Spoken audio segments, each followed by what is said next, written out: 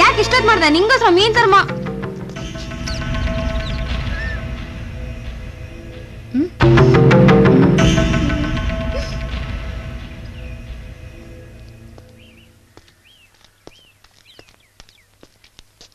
ಏನೋ ಇದೇನಾ ನಿನ್ ಬಸ್ ಸ್ಟ್ಯಾಂಡ್? ಇದೇನಾ ನಿನ್ ಪ್ಯಾಸೆಂಜರು? ತಪ್ಪಾಯ್ತು ಯಜಮಾನ್ರೆ. ಯಾಕಿಂತ ಕೆಲಸ ಮಾಡ್ತಿದ್ಯಾ? ಇವಳು ಹೊಟ್ಟೆನಲ್ಲಿ ಮಗು ಬಿದ್ಮೇಲೆ ಡಾಕ್ಟ್ರು ಸಂಸಾರದಿಂದ 3 ತಿಂಗಳು ದೂರ ಇರು ಅಂದ್ರು. ಆಗ ಇವಳು ಹತ್ರ ಆಗ್ಬಿಟ್ಲು. ಮಗು ಹೆಂಡತಿ ಮನೆಗೆ ವಾಪಸ್ ಬಂದ್ಮೇಲೆ ಇವಳನ್ನ ಬಿಟ್ಟಿದ್ದೆ. ಆದ್ರೆ 2ನೇ ಮಗು ಬಾಣ್ತನಿಕೆ ಅಂತ ಇವಳು ತವ್ರ ಮನೆಗೆ ಹೋದ್ಮೇಲೆ ಮತ್ತೆ ಇವಳು ಹತ್ರ ಆಗ್ಬಿಟ್ಲು ಯಜಮಾನ್ರೆ. ಸಂಸಾರ ಅಂತ ಇದ್ಮೇಲೆ ಹೆಂಡತಿ ಅನಿಸ್ಕೊಂಡಿರೋಳು ಯಾವಾಗಲೂ ಪಕ್ಕದಲ್ಲಿ ಇರ್ಬೇಕು, ಇಲ್ದಿದ್ರೆ ಈಗಾಗುತ್ತೆ ಅಂತ ನೀನ್ ಹೇಳ್ತಾ ಇದೀಯಾ.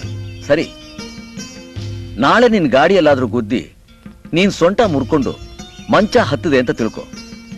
ಆಗ ನಿನ್ ಹೆಂಡತಿ ನೀನು ಮಾಡಿರೋ ಕೆಲ್ಸನ ಅವಳು ಮಾಡಿದ್ರೆ ನೀನೇನ್ ಮಾಡ್ತೀಯ? ಏನೋ ಮಾಡ್ತೀಯಾ? ಸಾಯಿಸ್ಬಿಡ್ತೀನಿ ಯಜಮಾನ್ರೆ. ಯಾಕೆ? ನಿನಗೊಂದ್ ನ್ಯಾಯ ಅವಳಿಗೊಂದ್ ನ್ಯಾಯನಾ? ಕೂಸೆ, ಗಂಡಸ್ಗೆ ಹೊಸಲ್ ದಾಟ್ಬೇಕು ಅನ್ನೋ ಯೋಚನೆ ಹುಟ್ಟಿದಾಗ್ಲೇ ಅದು ಜಗತ್ತು ಗೊತ್ತಾಗೋಗ್ಬಿಡುತ್ತೆ. ಅದೇ ಹೆಣ್ಣು ಹಾಗೆ ಮಾಡ್ಬೇಕು ಅಂತ ನಿರ್ಧಾರ ಮಾಡಿದ್ರೆ ದಾಟೋ ಹೊಸಲ್ಗಲ್ಲ, ಹೆಜ್ಜೆ ಇಡೋ ಭೂಮಿಗೂ ಗೊತ್ತಾಗಲ್ಲ. ಅರ್ಥ ಆಯ್ತಾ?